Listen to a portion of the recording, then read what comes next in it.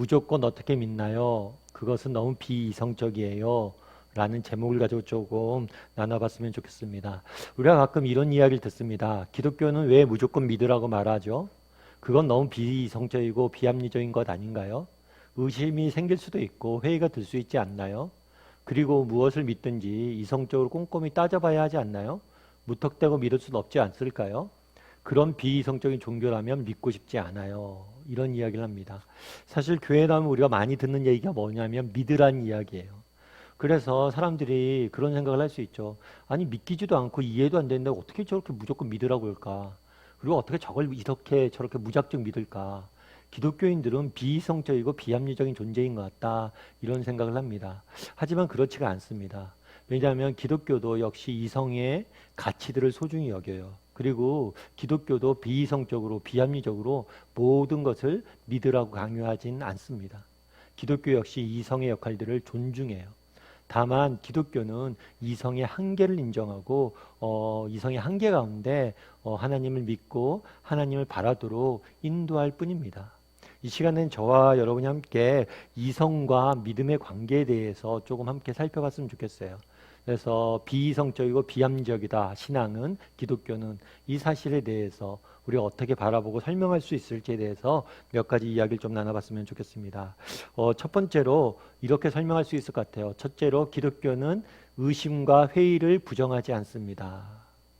다르게 표현하면 기독교 역시 의심이나 회의 그리고 이성의 역할들을 굉장히 존중한다는 거예요.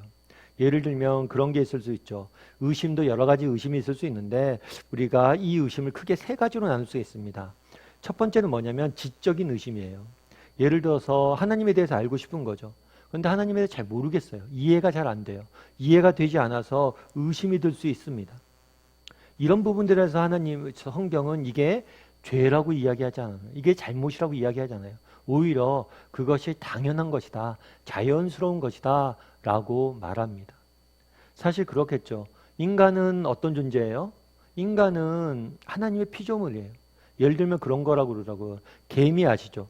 개미는 2차원에 존재한다고 그럽니다. 따라서 개미는 공간 감각이 없어요. 하지만 우리는 공간 감각이 있잖아요. 높이라는 개념이 있잖아요. 그래서 개미는 높이라는 개념이 없기 때문에 평면으로만 세상을 이해해요.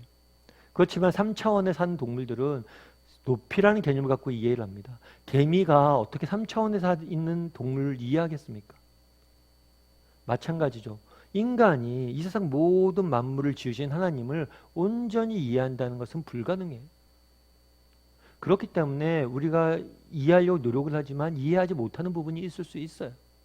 그래서 우리가 의심이 들 수 있습니다. 이 부분에 대해서 성경은 부정하지 않아요. 그럴 수 있다라고 이야기합니다. 그래서 때로는 우리가 지식적으로, 지적으로 이 의심이 들 수가 있어요. 그런 것들에 대해서 이것은 굉장히 자연스러운 일이었던 것 같아요.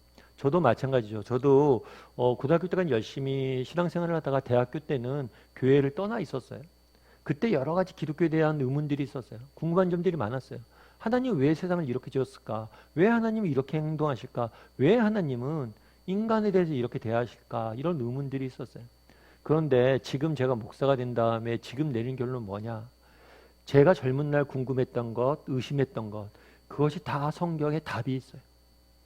다만 내가 몰랐을 뿐입니다. 지금도 마찬가지예요. 제가 성경을 연구하고 목사지만 기독교에 대해서 하나님에 대해서 제가 다 설명드릴 수가 없어요. 저도 설명할 수 없는 하나님의 사역과 하나님의 성품들이 있어요. 하지만 분명한 것은 제가 이해를 못하는 것이 것이지 그것이 해답이 없는 건 아니에요. 다 해답이 있어요. 우리가 모를 뿐이에요. 따라서 어쩌면 제가 생각하기에는 기독교는 이런 지적 의심에 대해서 굉장히 적극적으로 권장합니다. 오히려 너희가 의심을 가지고 연구하고 이해하기 위해서 노력하라 라고 이야기를 해요. 그래서 우리는 그런 얘기를 하죠. 기독교는 너무 무턱대고 믿으라고 그런다. 그러지 않아요. 기독교는 지적 의심이나 회의, 이성의 활동들에 대해서 적극적으로 이야기합니다. 또한 우리가 의심이 드는데 어떤 의심이 들 수 있냐면 감정적인 의심이 들 수가 있어요. 예를 들어서 우리가 이 땅을 살다 보면 고난이나 고통을 겪을 때가 있습니다. 그러면 고난이나 고통을 겪을 때 어때요? 하나님이 살아계시냐? 어떻게 하나님 살아계시다면 우리에게 이런 어려움들을 허락하실 수 있을까? 특별히 요즘 코로나나 자연재해 같은 거 보면 얼마나 가슴이 아픕니까? 정말 그 자연재해 앞에서 눈물 흘리는 사람들을 보게 되잖아요. 그 중에는 성도들도 있고 정말 열심히 하나님 앞에 살려는 사람들도 있잖아요. 그럼에도 불구하고 그들에게 자연재해나 이런 것들이 그냥 지나가지 않아요. 그런 걸 보면 우리 속에 답답하죠. 정말 하나님이 다 살아계실까? 이런 의심이 듭니다. 그런데 이건 역시도 당연하다고 생각을 해요. 기독교에는 이런 의심에 대해서 부인하지 않습니다. 이런 의심이 들 수 있다라고 이야기를 해요. 그렇지 않겠습니까? 그런 의심이 안 든다면 그건 사람이 아니겠죠. 감정이 있다면 우리는 이런 의심이 들 수밖에 없습니다. 그런데 한 가지 기억할 것이 있어요. 이 감정은 변한다는 거예요. 우리가 형제들 간에도 그런 경우가 있죠. 막 우리 자녀들도 보면 둘이 맨날 싸웁니다. 맨날 싸우고 마치 원수처럼 싸워요. 그런데 정말 어려운 일이 있거나 동생이 아프면 뭐예요? 언니가 동생을 돌보죠. 형이 동생을 위해서 희생하죠. 죽을 것처럼 싸우지만 진짜 그 내면 깊이에는 사랑이 담겨져 있으면 우리가 아는 거예요. 우리가 감정적으로 다툼이 있을 때는 서로 사랑하지 않는 것 같지만 궁극적으로 우리가 서로 사랑하는 걸 알게 돼 있어요. 그래서 때로는 신앙생활을 하다 보면 아니면 때로는 그냥 이런 감정적인 의심들이 들 수가 있습니다. 그런 부분들에 성경은 부인하지 않아요. 그런데 이 의심 가운데 성경이 부정하는 의심이 있어요. 그것은 의지적 의심이에요. 이거는 불신이라고 이야기하는 거예요.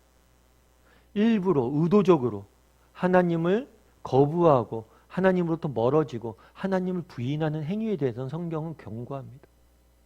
우리가 정말 하나님에 대해서 알고 싶어요. 하나님을 배우고 싶어요. 그런데도 이해가 잘 안 돼요. 그래서 의심이 들 수 있습니다. 내가 하나님 잘 믿고 싶어요. 그런데 사는 게 너무 힘들어서 의심이 들 수 있습니다. 이런 것들을 다 인정을 해요. 다만 뭐예요? 하나님에 대해서 의도적으로 의지적으로 부인하는 것들은 성경은 경고를 해요. 왜요? 그렇게 의도적으로 부인하고 외면하면 결국 하나님을 못 만나기 때문이에요. 내가 마음 잘 이해가 안 돼도 마음이 힘들어도 하나님 앞에 나가려고 노력하다 보면 하나님을 만나게 됩니다. 그런데 의지적으로 하나님부터 멀어지려고 그러면 뭐예요? 하나님을 못 만나게 되죠. 제가 지난 시간에 리 스토베르라는 사람에 대해서 소개를 했어요. 이 사람은 시카고 트리뷴지의 기자예요. 얼마나 똑똑하겠어요. 근데 이 사람이 그런 생각이 든 거죠. 자기 아내와 딸이 교회 나가기 시작했어요. 그래서 정말 이 교회 나가기 시작한 게 너무 싫은 거예요. 우리 아내와 딸이 정말 이상한 광신도가 돼서 내 삶을 망칠까 두려운 거예요. 그래서 이 사람이 기자니까 얼마나 똑똑하겠어요. 의지적으로 하나님의 말씀에 대해서 연구하기 시작했어요. 이 말씀이 틀린 것을 찾겠다고. 특별히 예수님의 부활에 대해서 연구했죠. 그래서 과학적 방법, 사회과학적 방법으로 역사적 사실이라고 이야기할 수 있는 5가지 근거를 가지고 이 부활에 대해서 접근을 해봤어요. 그러다가 뭘 했어요? 하나님을 만나게 됐어요. 연구하다 보니까 뭐가 되는 거예요? 아, 정말 맞구나. 이것이 맞구나라는 생각이 들었어요. 정말 지적으로 의심이 들 수 있습니다. 이해가 안 될 수 있습니다. 하지만 그럴수록 더 하나님의 말씀을 봐야 돼요. 그러면 우리는 이해할 수 있는 거예요. 많은 사람들이 오해를 합니다. 기독교는 그냥 무조건 믿으라고 그런다. 그렇지 않습니다. 기독교는 지적으로 열심히 이성을 활용해서 열심히 하나님의 말씀을 연구하도록 독려해요. 왜요? 그렇게 찾다 보면 하나님 알려고 노력하다 보면 하나님을 만나게 돼 있기 때문입니다. 둘째로 우리는 기독교는 이성의 역할들을 중요시 여깁니다. 그리고 이성에 대해서 정말 이성을 통해서 우리가 바르게 인식하고 비판하고 성숙해지길 원해요. 하지만 분명한 건 뭐냐면 이성에 한계가 있음을 인정을 해야 된다는 거예요. 예를 들면 그런 거죠. 뭐 좀 어려운 이야기일 수도 있는데 19세기 대표적인 철학자 중에 한 명은 칸트죠. 합리주의. 그 다음에 근대를 이끌었던 철학자 칸트나 흉 같은 경우에도 이성의 한계를 인정을 해요. 이성으로서 모든 것을 다 이해할 수 없다는 사실을 인정한다는 것. 뿐만 아니라 요즘 포스트 모더니즘 시대라고 이야기하잖아요. 이 포스트 모더니즘이 그런 거예요. 이성이 갖고 있는 한계, 이성이 갖고 있는 권위, 이성으로 모든 것을 설명할 수 있다고 하는 이성의 권위주의. 그러니까 포스트 모더니즘은 반합리주의가 아니라 이성이 모든 것을 결정한다는 이 권위주의에 대해서 반대해서 일어난 거예요. 이성만으로 모든 것을 알 수 없다는 거죠. 그건 맞죠. 사실 우리가 이성으로서 우리가 판단할 수 있는 영역은 크게 2가지라고 이야기합니다. 첫 번째는 뭐냐면 실증적인 영역이에요. 다르게 말하면 관찰을 통해서 이해할 수 있는 영역이에요. 대표적인 게 중력이겠죠. 사과를 보면 어떻게 해요? 사과가 밑으로 땅 밑으로 떨어지죠. 관찰을 하다 보면 관찰을 통해서 이해하는 거예요. 과학기술처럼. 그런데 또 한 가지는 뭐냐면 논리와 수학을 통해서 이해하는 거예요. 예를 들어서 1 플러스 1은 2다. 그리고 인간은 죽는다. 따라서 나는 인간이다. 따라서 나도 죽는다. 이런 논리적인 것들을 통해서 이해할 수 있는 영역. 이성이 하는 것은 두 가지예요. 관찰을 통한 과학적 관찰과 이런 것들을 통해서 실증하는 영역과 논리와 수학을 통해서 사고적으로 실증하는 영역들을 알 수가 있어요. 그런데 이 이성으로 이해할 수 없는 것들이 너무 많다는 거예요. 이성으로 파악할 수 없는 게 너무 많아요. 대표적인 예가 인권이죠. 인권을 이성으로 우리가 파악할 수 있나요? 인간이 다른 동물보다 더 존귀하다, 존엄하다는 것을 이성으로 설명할 수 있어요? 관찰로 설명할 수 있어요? 인간을 관찰해 보시고 다른 동물보다 낫습니까? 어쩌면 인간은 더 잔인하죠. 저희가 그런 얘기해요. 농담 삼아서. 동물들은요, 다이어트 안 해요. 동물들은 왜 다이어트 안 할까요? 동물들은요, 배부르면 먹지 않습니다.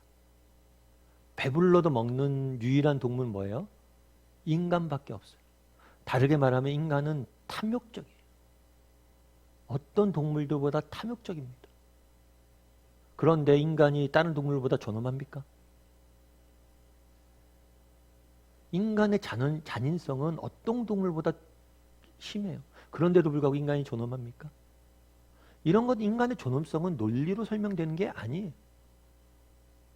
이성으로 파악할 수 없는 영역들이 있다는 거예요. 특별히 그런 거겠죠. 우리가 신앙과 관련해서는 우리가 이성의 한계를 인정을 해야 됩니다. 예를 들면 그런 거예요. 여러분 부모 있죠. 부모님이 계시죠. 그러면 부모님이 계신 걸 여러분 어떻게 알았습니까? 여러분 부모님이 계시고 여러분의 지금의 부모님이 여러분의 부모님인 걸 어떻게 알았어요? 여러분들이 어떻게 알았을까요? 연구해서 알았나요? 유전자 검사를 통해서 알았나요? 무엇인가 여러분 연구해서 이성으로 판단해서 내가 이 세상에 태어났는데 나에겐 분명히 부모가 있을 거야. 왜냐하면 이 세상의 모든 동물들은 각자 부모가 있기 때문에. 그래서 내가 부모가 있다는 것을 알았나요? 여러분 유전자 검사나 인간의 이성으로서 내가 논리로서 부모의 존재를 아는 사람은 없어요. 그럼 부모의 존재를 어떻게 알아요? 부모가 얘기해줘서 아는 거죠. 부모가 얘기해주지 못하면 부모의 존재를 인간은 모릅니다. 그건 더 부모보다 아기가 더 하위 존재이기 때문에 부모가 얘기해주죠. 내가 너의 부모다. 뿐만 아니라 부모가 뭘래요? 아이를 돌보잖아요. 그 사랑의 행위와 부모의 가르침을 보고 부모가 내게 있는지 아는 거. 우리 인생에 있어서 가장 중요한 제일 처음에 배우게 되는 부모의 존재 역시도 인간의 이성으로 인간이 연구해서 이성적 합리적 사고로 아는 게 아니에요. 뭘로 알아요? 부모가 알려주고 그 부모의 가르침과 부모와의 사랑의 관계를 통해서 이 부모가 나의 부모인 걸 확신하는 거예요. 이성으로 아는 게 아니에요. 우리 사회의 삶에 우리가 얻고 있는 지식의 대부분은 상당수는 특별히 우리가 소중히 여기는 것들은 다 이성의 영역을 벗어난 것들이 많다는 것. 하나님도 마찬가지죠. 인간이 어떻게 이 세상 모든 만물을 지으신 하나님에 대해서 이성적으로 알 수 있겠어요? 하나님이 알려주지 않으면 몰라요. 그리고 하나님의 관계, 사랑의 관계를 통해서 우리가 아는 거예요. 기독교는 이성에 대해서 무지하지 않습니다. 다만 이성에도 한계가 있음을 우리는 인정을 해야 돼요. 세 번째로 이성과 믿음은 서로를 보완합니다. 무슨 얘기일까요? 예를 들면 그런 거예요. 우리가 밤길을 가다 보면 이렇게 가로등, 등불에 의지해서 가죠. 그럼 우리 등불이 있는 곳은 뭐예요? 이렇게 환해서 우리가 갈 수 있습니다. 이 등불이 뭐냐면 이성이에요. 하나님께서 우리에게 이성을 주셨습니다. 따라서 우리는 이성을 의지해서 최대한 많이 연구하고 알아야 돼요. 환히 밝혀져 있는 부분은 최대한 연구를 해야 돼요. 그런데 등불 아래만 모두 사물이 있는 건 아니잖아요. 등불 밖에도 사물이 있잖아요. 그럼 등불 밖에 무엇이 있는지 어떻게 알아야 돼요? 등불을 들고 어둠을 향해서 나아가야 돼요. 그것이 바로 믿음이에요. 여러분들이 믿음을 갖고 정말 도전해야 될 영역들이 있습니다. 그랬을 때 우리는 확실히 알 수 있는 거예요. 그래서 기독교는 이성의 존재를 무시하지 않습니다. 이성 없이 우리가 믿음만 무조건 믿으라 이야기하지 않습니다. 오히려 이성의 역할들을 중요시 여겨요. 다만 이성의 한계를 인정을 합니다. 그래서 때로는 우리가 믿음으로 뭘 해야 돼요? 어둠 가운데 한 걸음 더 나가야 돼요. 그랬을 때 우리는 이성을 통해서 더 많은 것을 이해할 수 있는 거예요. 그래서 기독교에서는 열심히 이성을 통해서 연구하기도 하지만 믿음을 갖고 네가 도전해라, 믿음을 가져라, 이런 이야기를 하는 겁니다. 그런 의미에서 우리는 믿음을 가질 필요가 있어요. 성경에 보면 도마라는 인물이 나옵니다. 도마는 어떤 사람이냐면 예수님이 부활하셨어요. 사람들이 이야기를 합니다. 예수님이 부활했다고. 그런데 이 도마는 못 믿겠다고 그래요. 내가 예수님 부활하지 못 믿겠다. 그리고 예수님이 실제로 나타나셨어요. 부활하신 예수님께서. 그런데도 못 믿겠다고 그래요. 당신이 진짜 내가 아는 예수님인지 못 믿겠다고. 당신을 만져봐야지 알겠다고. 그랬을 때 예수님께서 도마에게 이야기해요. 만져보라고. 그래서 도마가 직접 손을 넣고 뭘 해요? 예수님의 흉터와 못자국을 만진다. 그런 다음에 뭐라고 이야기해요? 도마가 대답하여 이르되 나는 주님이시요 나의 하나님이시다. 당신은 나의 주님이시고 하나님이시다. 그때 인정을 해요. 다르게 말하면 기독교는 의심하는 도마에 대해서 무시하지 않습니다. 의심하는 도마에 대해서 예수님 뭐라고 그래요? 와서 만져봐라. 혹시 우리 중에 정말 하나님에 대해서 의심이 드는 사람이 있습니까? 정말 배워보십시오. 그럼 정말 우리가 알고 있던 그것에 대한 해답이 다 있어요. 그리고 우리 중에 정말 여러 가지 인생의 고통과 어려움 가운데 하나님 의심 드는 사람이 있습니까? 정말 하나님 앞에 나와보세요. 그럼 다 만나게 돼요, 하나님. 여러분, 이어령 교수님이라고 아마 아실 거예요. 우리나라 대표적인 문학가이자 문화부 장관까지 지냈던 분이시죠. 대표적인 지성인이라고 할 수가 있죠. 그런데 이분이 뭘 썼냐면 지성에서 영성으로 하는 책을 썼어요. 이분은 철저한 무신론자예요.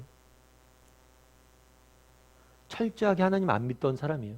그런데 이분에게 딸이 한 명 있었어요. 이 딸이 미국에 가서 이민아 씨라고 미국에 가서 유학을 해서 똑똑해서 공부를 잘했어요. 그래서 미국에 유학을 가서 성공하고 또 로펌에 미국 변호사 자격증을 따서 로펌에 취직을 하고 그래서 성공하고 인정받는 삶을 살고 있었어요. 그런데 이어령 씨의 표현에 의하면 어느 날부터 이 딸이 이상해지더래요. 갑자기 미국에 가서 교회를 다니기 시작했는데 맨날 교회 이야기를 그렇게 하더래요. 슬슬. 그래서 이상하다. 딸이 변했네라고 이야기하고 있었습니다. 생각하고 있었습니다. 그런데 어느 날 딸이 문제가 생겼어요. 뭐냐면 갑상선 암이 걸렸어요. 그래서 치료를 받았어요. 그런데 이 암이 재발하고 결국에 항암 치료를 했어요. 그리고 전이를 했어요. 이렇게 쭉 암 치료를 하다가 나중에는 완치 판정을 받았습니다. 그럼에도 또 불구하고 또 암이 재발하고 계속해서 이렇게 암으로 인해서 고통을 겪어야 했어요. 뿐만 아니라 이민아 씨의 아들이 한 명 있었는데 네 자녀 중에서 둘째 아들이 ADHD라는 정서결핍증에 걸렸어요. 그래서 이 아들이 엄청나게 고통을 겪었어요.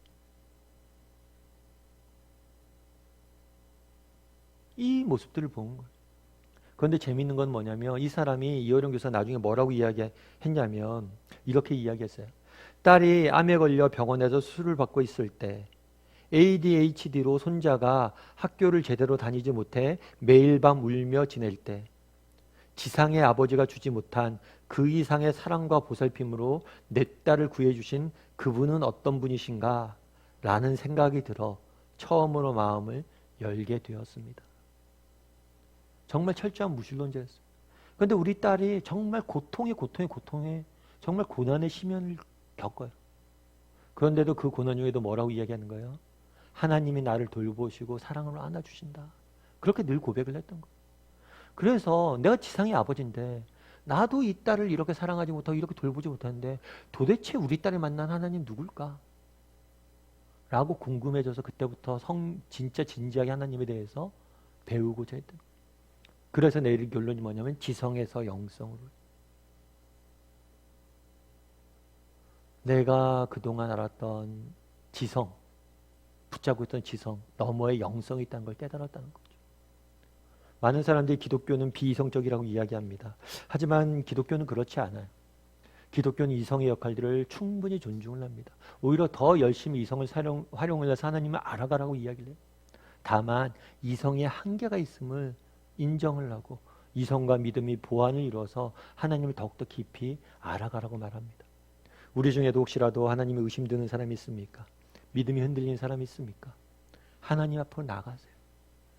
정말 그분에게 마음을 열고 더 그분을 알고 싶습니다. 하나님 더 알고 싶고 더 배우고 싶고 더 가까이 나가고 싶습니다. 고백해 보세요.